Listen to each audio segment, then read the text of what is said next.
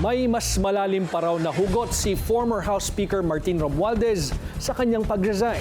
Kasama sa dahilan ang hindi pag-uwi ni Congressman Zaldico sa Pilipinas na dawit sa flood control project scandal. May Agenda Weekend Report si Mavic Trinidad ng Abante.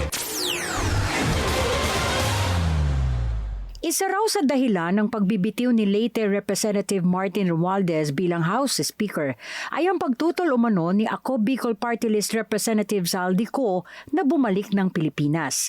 Itong ibinunyag ni House Deputy Speaker at Iloilo Representative Janet Garin sa eksklusibong panayam ng Kong Radio ng Abante.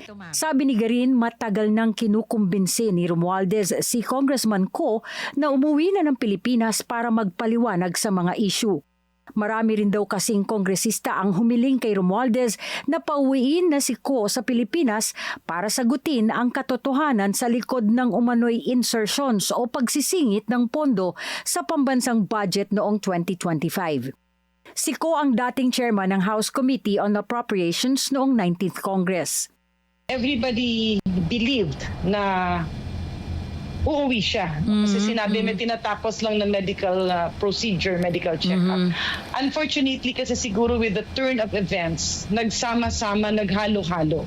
Andun din yung, syempre, meron din siyang mga kasamahan or family members, I'm not sure, no, na, who are concerned. Kasi nga, ang dami nang lumalabas na balita. Who are concerned about his safety. Ilang beses na rin nagpaparinig si former speaker.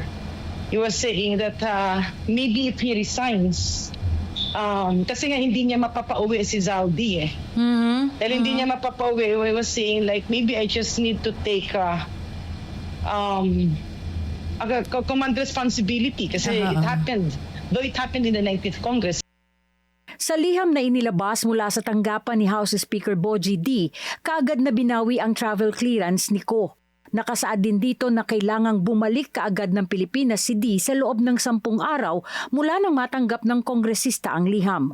Ang hindi pagsunod sa nasabing kautusan ay ituturing na pagtanggi sa legal na proseso ng Kamara at maaaring disiplinahin at patawan ng legal na aksyon ng kongresista. Inamin ni Garin na matagal nang pinag-iisipan ni Romualdez na mag-resign pero questionable para sa kanilang mga kaalyado ni Romualdez kung sino ang papalit. Sa totoo lang, the desire of former Speaker Martin to resign has been there for the past weeks, past months.